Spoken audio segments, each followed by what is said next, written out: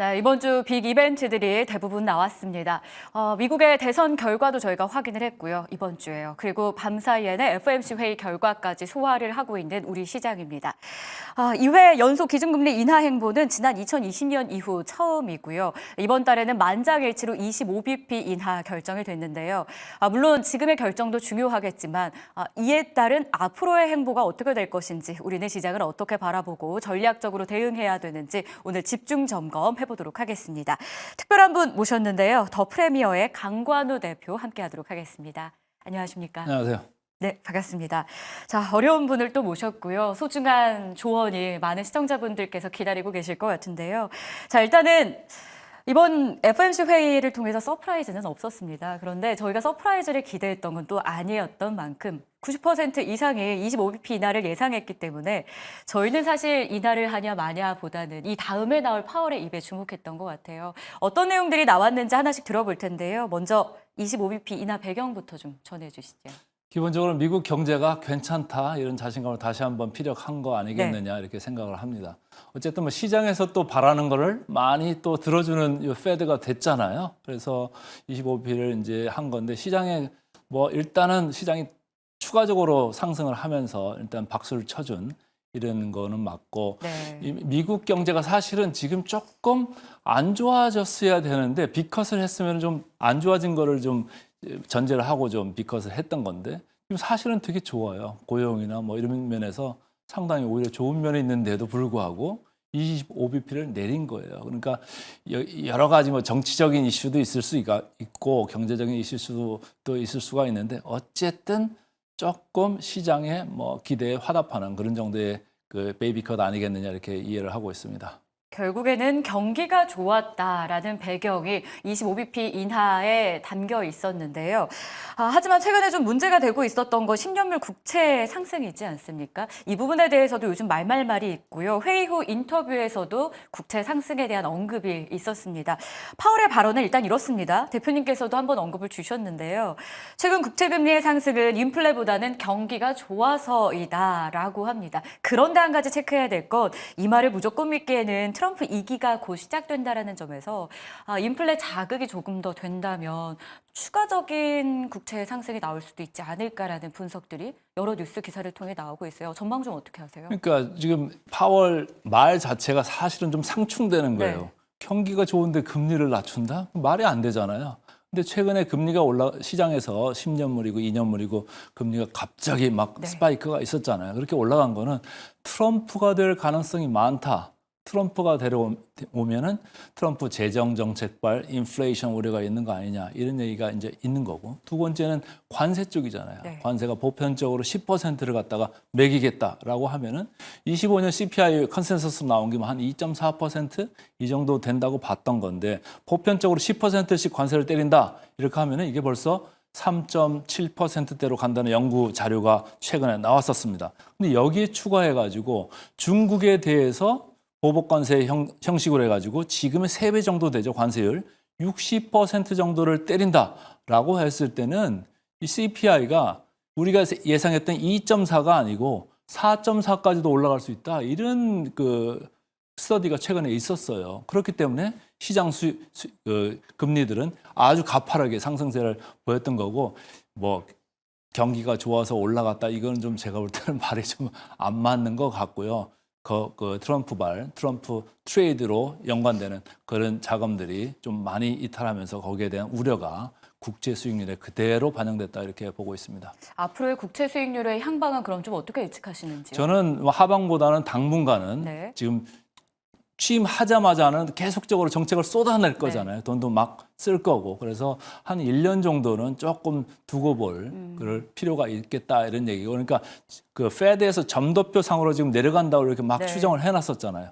근데 그게 거의 이제 유야무야 되고 당분간은 그 정중동으로 좀 지켜볼 가능성이 상당히 커졌다. 오히려 금리를 만약에 그 물가가 좀 압력을 받는다고 하면은 금리가 오히려 소폭 올라갈 수도 있겠다 이런 생각을 하고 있습니다. 알겠습니다. 지금 국채에 대한 이야기도 해봤는데요. 이 부분도 트럼프 당선으로 주목이 되곤 있지만 또 하나 저희가 체크해야 되는 부분은 금리가 장기적으로 인하될 것으로 전망했던 우리의 이 예상이 좀 벗어날 수도 있다라는 부분입니다. 새 대통령의 당선으로 기준금리의 방향 전환도 생기게 될지 장기적인 금리 인하에도 회의적인 시각이 공존하는데요. 저희가 이 시각을 좀 따라가야 되는 건지 아니면 또 다른 관점에서 볼 수 있는 여지가 있는 걸까요? 네, 트럼프가 이제 대선 공약을 하면서 얘기했던 것들이 서로 상충되는 것들이 상당히 많아요. 네. 제가 방금 언급했던 게 뭐 관세 얘기했잖아요. 네, 그리고 고관세. 법인세도 뭐 15%로 인하를 하겠다. 개인소득세로 인하를 하겠다. 이게 뭡니까? 내 주머니에 돈이 많이 들어오니까 돈을 쓸 여력이 많아지는 거잖아요.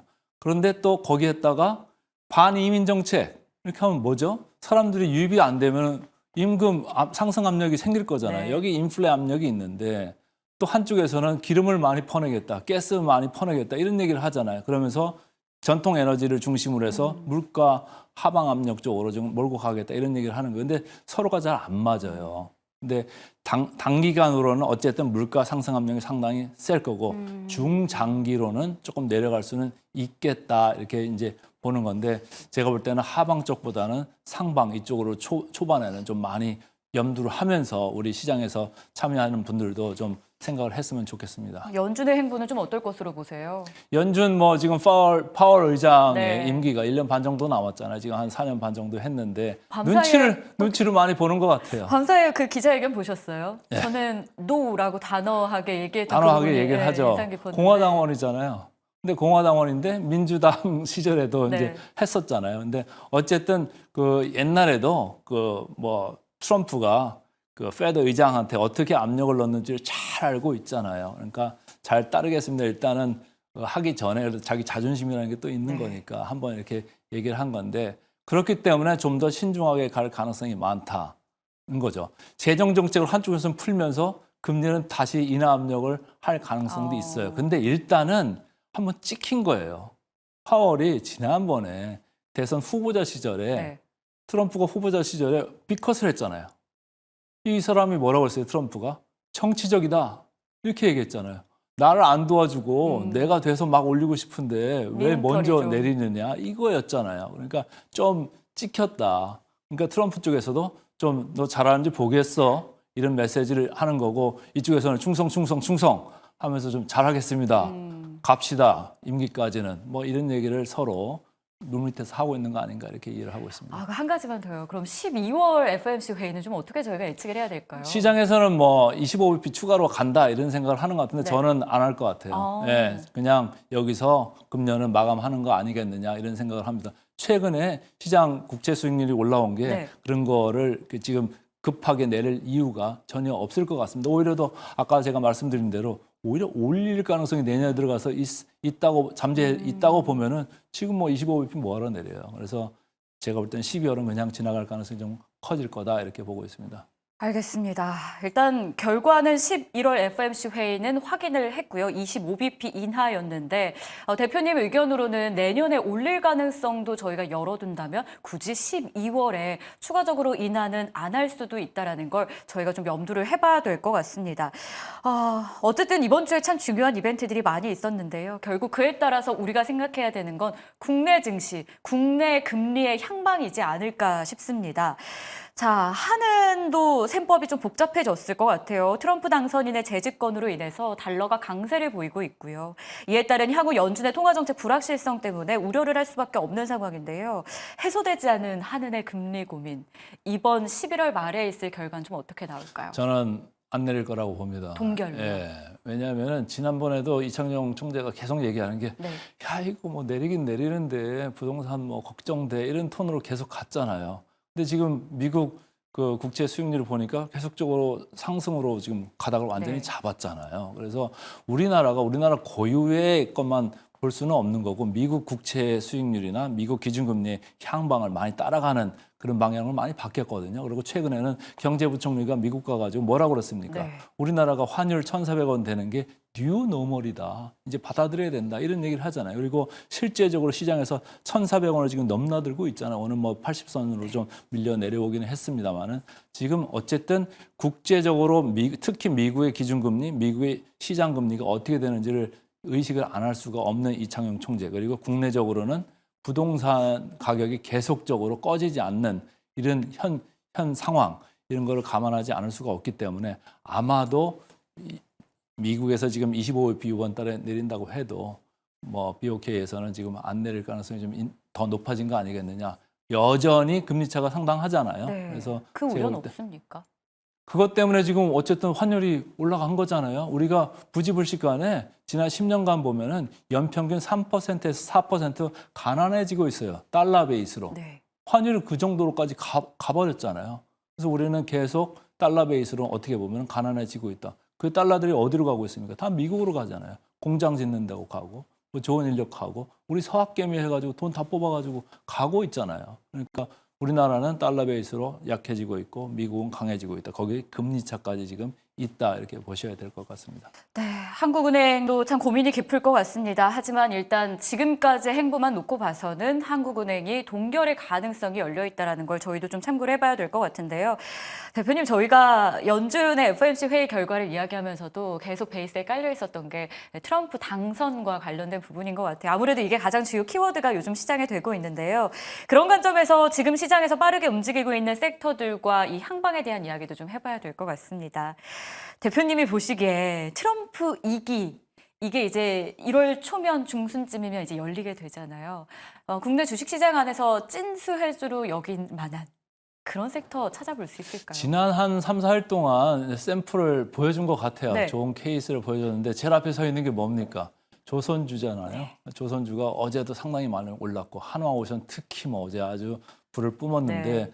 트럼프하고 통화한 그런 이슈가 좀 있었죠. 그래서 오늘까지도 다른 조선주에 비해서 뭐 특히 미국의 이제 방산 관련돼 가지고 여기 수혜받는 거 아니냐 이런 생각으로 이제 가는데 보니까 주가 성적을 보니까 하나오션이 그동안 그 대형 조선사 중에서 제일 주가 성적이 나빴어요. 그러니까 지금 캐치업 랠리를 좀 하는 그런 느낌이 있다. 근데 이제 주식시장은 항상 그렇지 않습니까?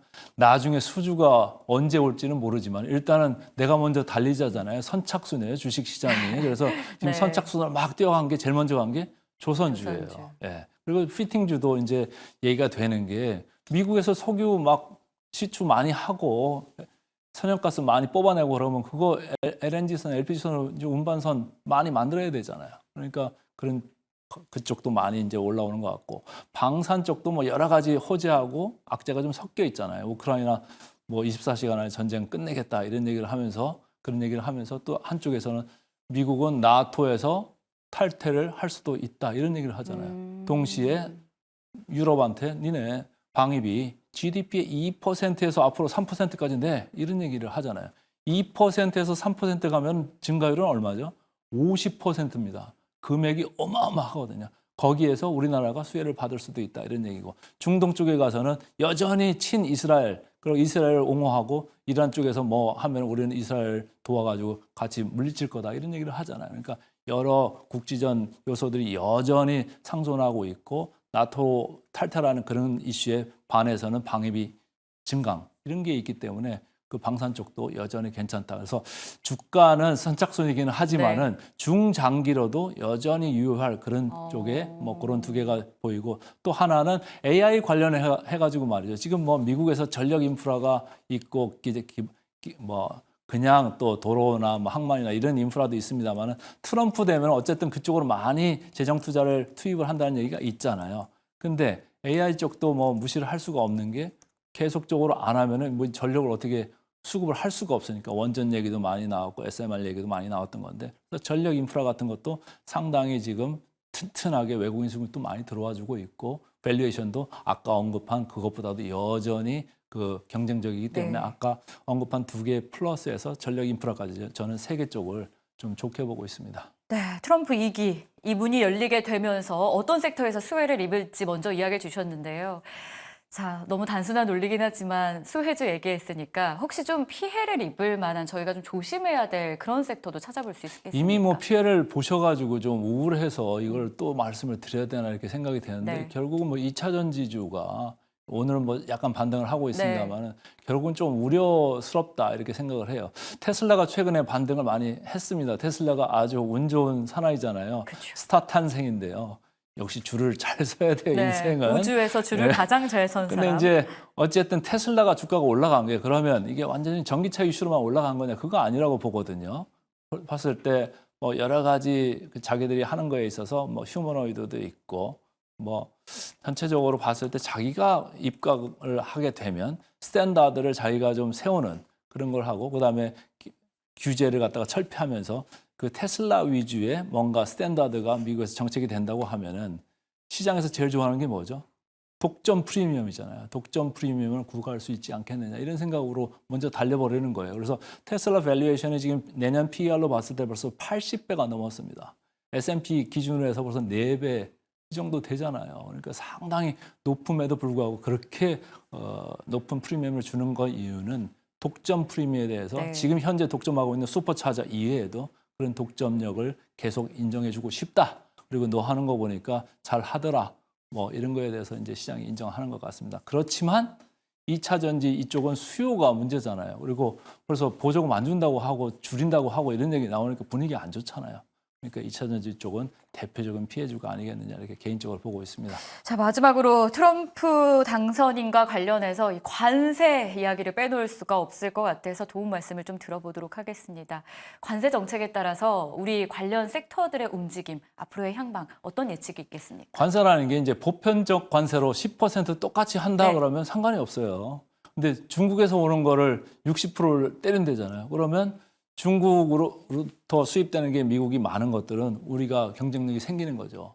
우린 뭐 일본도 철강 수출하고 한국도 하고 중국도 하고 한다면은 뭐 한국하고 일본은 그나마 똑같이 10% 오르면 상관이 없는 건데 중국보다는 훨씬 네. 경쟁력이 생길 수 있는 거고 방산 쪽은 관세를 올린다고 해도 이미 가격 경쟁력이 있고요. 우수하고요. 미국 그 국방 여러 뭐 이것 무기들이나 그거에 대비해서 상당히 쌉니다.